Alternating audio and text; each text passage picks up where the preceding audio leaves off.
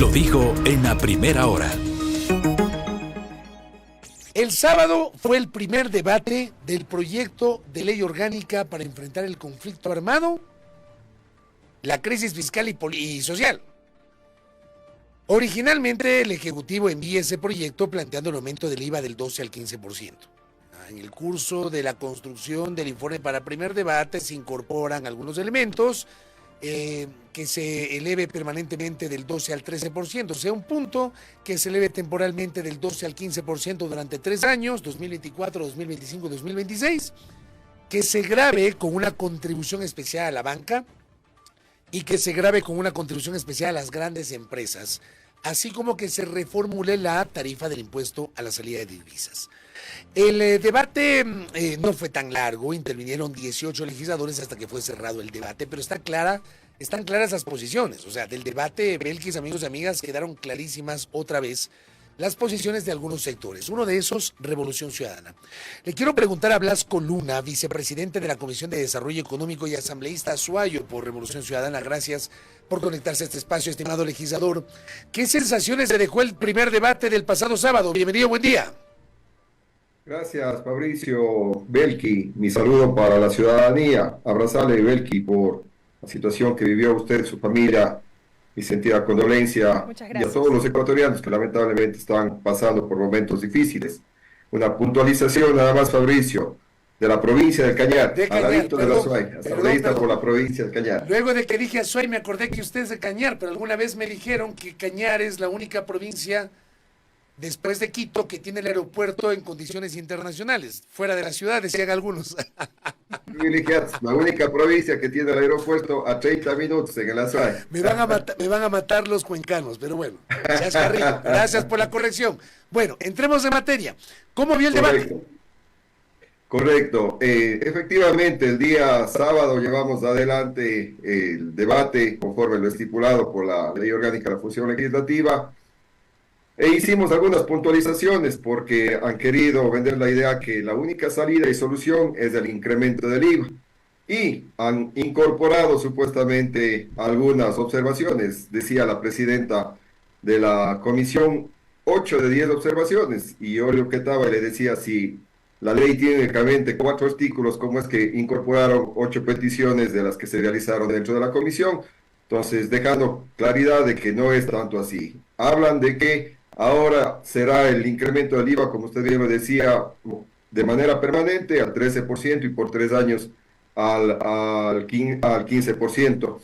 Y nosotros nos mantenemos firmes en razón de que no es la medida que permitirá dar una salida y una solución a la difícil situación económica que vive el país, pues la recaudación únicamente representaría alrededor de 1.100 a 1.300 millones de dólares, cuando existen opciones alternativas que nosotros las presentamos y las planteamos y dejamos sentado con el informe de minoría que nosotros entregamos a la comisión y que también está ya en conocimiento de las y los legisladores para de esta manera poder tener una recaudación permanente de alrededor de unos 1.500 a 1.600 millones de dólares y momentánea incorporando el impuesto a las grandes fortunas sobre los 2.200, 2.300 millones de dólares por 1 o 2 años. Eso valdría la pena definir, pero la importancia de que los bloques legislativos también hicimos un pronunciamiento y nosotros estamos con el pueblo ecuatoriano. El 68% de la población ecuatoriana, según sondeos que se han estado realizando en estos días, no está de acuerdo con el incremento del IVA por ser un impuesto regresivo y claro, por supuesto, con las otras alternativas que hemos presentado, la gente sintoniza porque es necesario que los grandes grupos económicos empiecen también a contribuir y sobre todo en esta emergencia por la inseguridad. Asambleísta, ¿qué tal? Buenos días, bienvenido nuevamente. El debate ratificó evidentemente estas posturas tanto a favor cuanto en contra del incremento del IVA que ya se habían anunciado días atrás y respecto de lo cual al menos yo en lo personal no veo que se pueda lograr un consenso porque difícilmente las fuerzas políticas van a ceder, creo yo, en este sentido.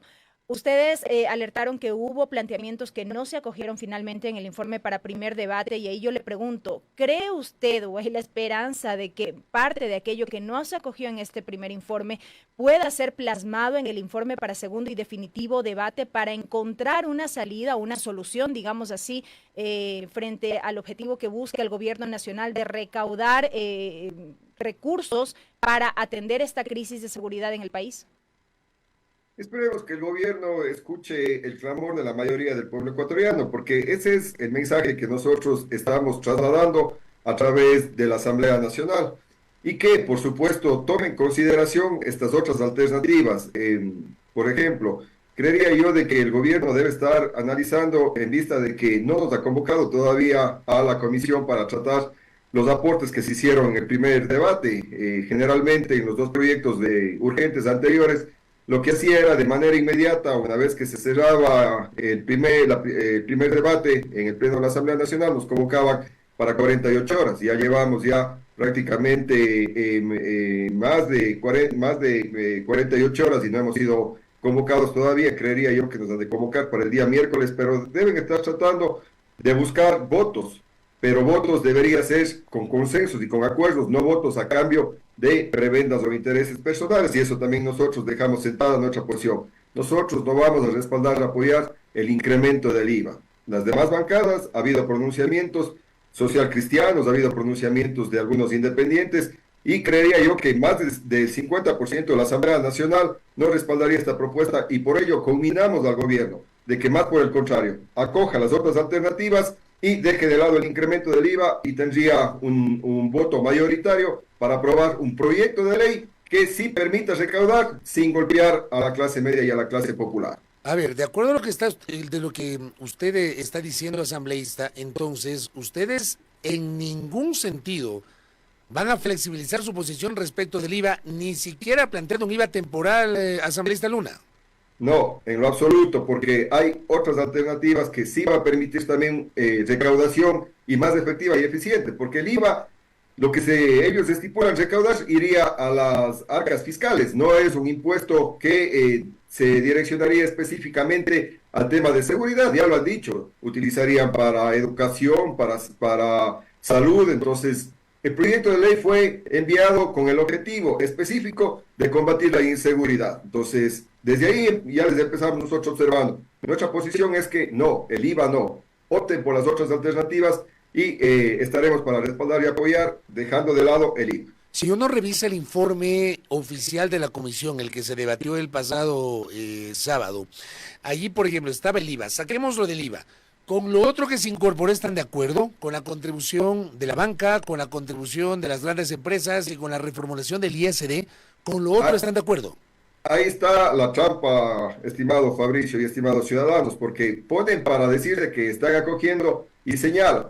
Dice que grabarían un impuesto a las empresas que hubiesen presentado un incremento de las utilidades sobre el 50% del año o el ejercicio fiscal 2021. Se reduce a una mínima expresión.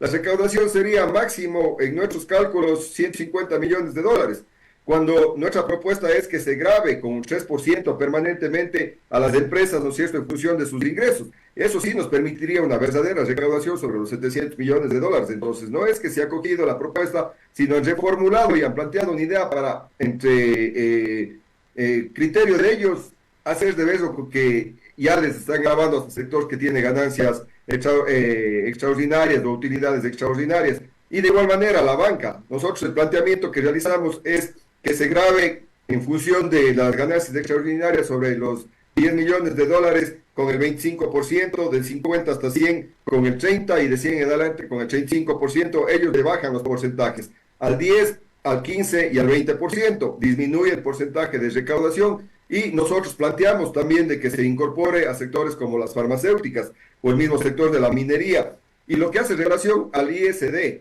ellos modifican uno de los artículos de, me permite dar lectura, Ley Orgánica de Fomento Productivo, Atracción de Inversiones, Generación de Empleo, la transitoria segunda, que en el gobierno del señor Lazo se cambió para haber disminuido el ISD al 3.5%. Ellos plantean de que se cambie la potestad al presidente de la República para que, si él considera, incremente este valor hasta el 5%. Nosotros decimos no, hay que eliminar esa transitoria de esta citada ley y hay que modificar el artículo 162 de la Ley Reformatoria para la Equidad Tributaria, que estipula 5% como máximo el ISD, nosotros planteamos que se incremente por 2 años hasta el 6% y de esta manera también mejoraríamos la recaudación. Entonces, lo que acogieron en definitiva son parches que no dan una solución efectiva y nosotros nos sostenemos de que la propuesta que nosotros realizamos, ISD al 6%,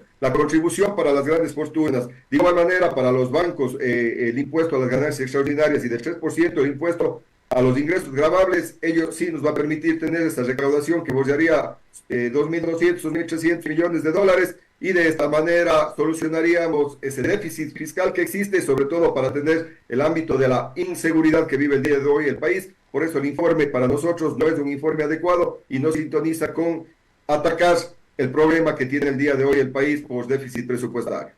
Asambleísta Luna, la Asamblea Nacional, al incorporar estos artículos en materia tributaria tal cual y conforme han surgido todos estos planteamientos, ¿no incurriría en una ilegalidad o en una inconstitucionalidad, considerando que el presidente de la República es el facultado a crear nuevos tributos? Esto a propósito de las declaraciones y del pronunciamiento que hizo también el asambleísta Pedro Velasco. No, para nada. Es el discurso que manejan ciertos sectores que están conviviendo en este momento con el gobierno por conveniencias personales, a mi modo de ver o análisis, porque al final los proyectos se remiten a la Asamblea Nacional para que analice, observe, ¿no es cierto?, proponga, modifique, vote, apruebe o archive los proyectos de ley. No es, en definitiva, una propuesta que esté escrita en piedra, sino más por el contrario, que permite hacer ajustes y modificaciones dentro de la rama que se está tratando, que es netamente, en este caso, el ámbito de recaudación tributaria. Entonces, nosotros tenemos la facultad para hacer esa modificación e incluso ellos mismos les dicen con el ajuste que han hecho y han planteado en este informe que fue votado en la comisión, que modifican, porque el único artículo que planteaba este proyecto de ley era el incremento del IVA. Ahora ya ponen otras alternativas porque la ley lo permite, y por eso no es que si es que se plantean otras alternativas, prácticamente no tendría validez o sustento, sería observado por la Corte. No, en lo absoluto. Estamos dentro de lo que la norma establece y por eso el planteamiento que realizamos nosotros. Pero en cambio ese planteamiento que usted menciona también es cuestionado por otros que consideran que la Asamblea se estaría extralimitando en su atribución constitucional cuando sale al margen de, o cuando no se circunscribe el tema del IVA y crea otros tributos que es potestad exclusiva del Ejecutivo, asambleísta Luna. Correcto. Como le decía Fabricio y estimados ciudadanos, la propuesta que plantea el primer mandatario conforme a la Ley Orgánica de la Función Legislativa es para ser analizada, tratada y también modificada. Algunos analistas a nivel del tema tributario ya han citado que hay la facultad y nosotros estamos amparados, como le digo, en lo que estipula la Ley Orgánica de la Función Legislativa. Por eso estamos haciendo ese planteamiento. Desde esa lectura no existe ilegalidad al respecto y nosotros estamos cumpliendo con nuestra labor de legislación que estipula, valga la redundancia, la Ley Orgánica de la Función Legislativa. De no ceder en este sentido, asambleísta, insisto, de cara al segundo debate ya en su momento en el Pleno y de no existir los votos, evidentemente esta iniciativa no sería aprobada. El Gobierno Nacional en las últimas semanas o a través del Ministro de Finanzas ha reiterado la gravedad de la caja fiscal, que correría en riesgo el pago de diferentes rubros que corresponden, más allá de que coincido con usted, el proyecto originalmente fue enviado a la Asamblea Nacional con el objetivo de cubrir o atender esta emergencia en cuanto a la seguridad del país. Es lo que el gobierno, entiendo yo, está analizando, buscar dilatar tiempos, creería yo, o tener la esperanza de que al no ser aprobado pase por Ministerio de la Ley. Nosotros más por el contrario vamos por el archivo de esta propuesta y que se trate el informe de minoría. Entonces, es el objetivo que tenemos nosotros y lo estaremos presentando y planteando para que una vez que se vote el informe, ya en segundo debate, y creemos nosotros no tenga los votos, el informe que tiene o considere el incremento del IVA, pueda ser de manera inmediata conforme al artículo 69 de la Ley Orgánica de la Función Legislativa, 68-69, se es tratado el informe de minoría y se someta a votación. Teniendo los votos, creería yo que sí los vamos a alcanzar más de 70, porque también hemos conversado con el sector de la tienda social cristiana, el poder unificar. Ellos también presentaron un informe de minoría. Poder unificar la presentación de un solo informe de minoría consolidado y que este sea votado, y creería yo que alcanzaríamos los votos y enviaríamos ya una alternativa para que el Ejecutivo lo aplique publicándolo en el registro oficial. A ver, en esta parte me parece que usted ya está dando luces de lo que podría ocurrir. Como están las cosas, la comisión seguramente tendrá un informe oficial de mayoría para segundo debate. La idea sería tener un solo informe de minoría consensuado entre Revolución Ciudadana y Partido Social Cristiano. Efectivamente, tengamos en cuenta que en la comisión somos 3 integrantes de la Revolución Ciudadana y un integrante del Partido Social Cristiano, quien también presentó un informe de minoría y que también deja de lado el incremento del IVA. Yo conversé con Acaituri, legislador social cristiano, y le hice el planteamiento de que podamos trabajar, y de hecho en estos días ya lo estamos haciendo, en la construcción de un solo informe de minoría, porque el artículo 68 nos permite presentar X informes de minoría. Presentaríamos un tercer informe de minoría antes de la votación de la comisión y pediríamos que ese informe de consenso que esperamos construir sea votado en el Pleno de la Asamblea Nacional, y ahí daríamos ya una salida y una herramienta para la recaudación al primer mandatario Daniel Noboa. ¿Cree usted? Perdón, Bel, solamente le añado esto. Usted plantea esto porque, claro, la ley orgánica de la función legislativa establece que si no se alcanzan los votos para aprobar el informe de mayoría, se puede someter a votación el informe de minoría. Y al tener un consenso entre Revolución Ciudadana y PSC, tendrían más posibilidades, aunque no suman 70, entre los dos son 69, casi 70, pero habría más posibilidades de que logren su aprobación. El tema, Fabricio, si me permite, efectivamente. Perdón, un segundo. El tema, Fabricio, y es lo que quería acotar. Si bien la ley lo prevé, en la práctica no siempre se ha dado paso a acoger los informes de minoría y peor aún a someterlos a discusión o a votación en el Pleno. Por eso yo le iba a preguntar al asambleísta si él tiene confianza de que, de darse ese escenario, se acoja el informe de minoría y se lo trate. Justamente ese es el objetivo. El artículo 62, para ser exacto, de la Ley Orgánica de la Función Legislativa. Si es que no se aprueba el informe, nosotros podemos, claro, ya que de potestad del presidente de la Asamblea Nacional, y por eso el diálogo que estamos sosteniendo, que dé a conocer los informes de minoría y se sometan a votación. Y Fabricio, usted ha dicho un dato interesante. Entre la bancada social cristiana, los votos, porque esto se aprueba o se archiva con votos, ¿no? Revolución Ciudadana, hacemos alrededor de 67, 68 votos, pero ojo, hay pronunciamientos del bloque, aunque pequeño, de Pachacuti, de las legisladoras, 5 legisladoras de Pachacuti, que también no están de acuerdo con un incremento del IVA, y he hecho el planteamiento a través también de la legisladora Fabiola San Martín, el poder construir un informe de consenso. Ellos en la presentación que hicieron el día sábado, concuerdan en el 90-95% de lo que nosotros presentamos en nuestro informe de minoría. Entonces, con ellos también vamos a sentarnos para poder tener un informe sólido, consolidado, y poder alcanzar esos 70 votos que necesitamos para la aprobación del informe de minoría. Si esto ocurre, asambleísta Blasco Luna, como usted lo está planteando, ¿se podría neutralizar la posibilidad de que no haya resolución expresa de la Asamblea Nacional y, cumplido el plazo, ante la ausencia de un pronunciamiento de la legislatura, entra en vigencia la ley original por el Ministerio de la Ley?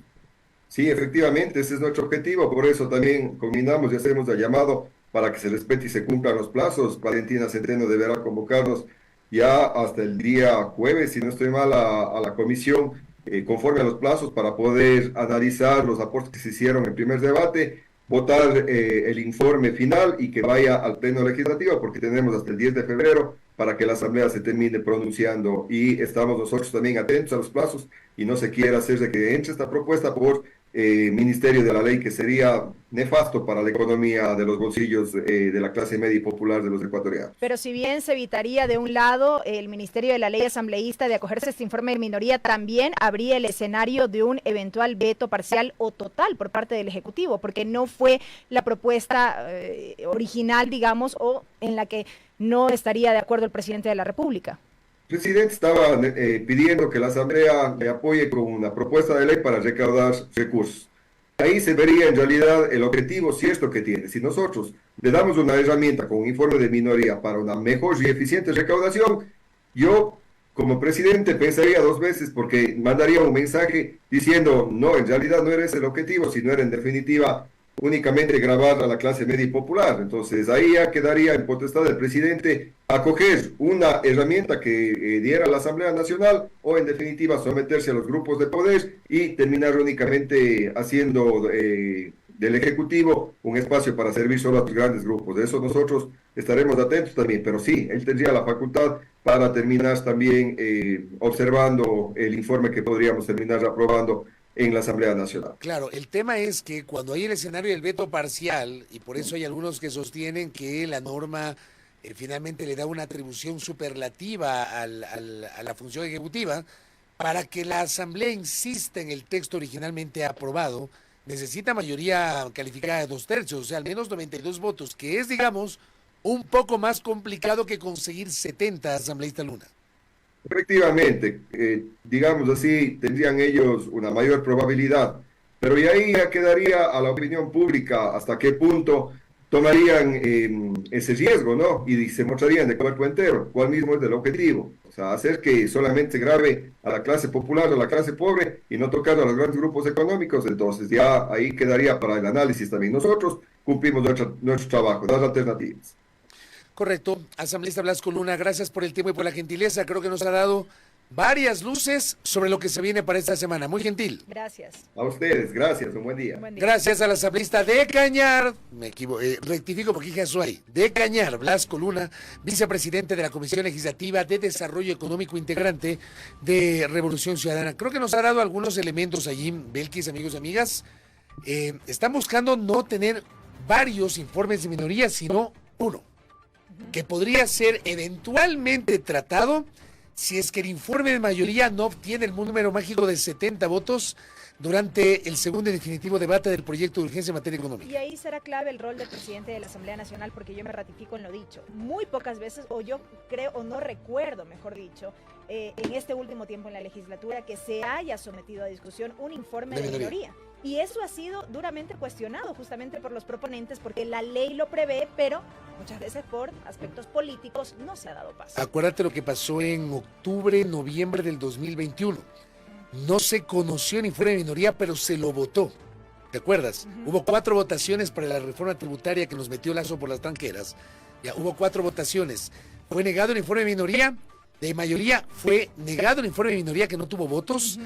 Esto evidentemente generó una gran discusión, pero el informe de minoría no se debatió, se votó pero no se debatió, pero es buen dato. Ese es un caso, pero hay otros casos en los que ni siquiera se ha conocido, ni siquiera se lo ha puesto o se lo ha sometido a consideración del Pleno para una posterior votación. Entonces, por eso digo, ahí será clave el rol del presidente de la Asamblea. Ya habré que, tú le hiciste una pregunta también interesante, el tema del veto, el escenario del veto parcial, que siempre le da un aire al Ejecutivo por la cantidad de votos que necesita el Legislativo para insistir en su propuesta originalmente aprobada. Son 92, que es una empresa harto complicada por la configuración de la Asamblea. Y el escenario del veto total, que implicaría que ese tema no se puede volver a tratar dentro de un año, pero no sé hasta qué punto al presidente le interese el veto total. Bueno. Primera plana. Todas las noticias, todas las voces.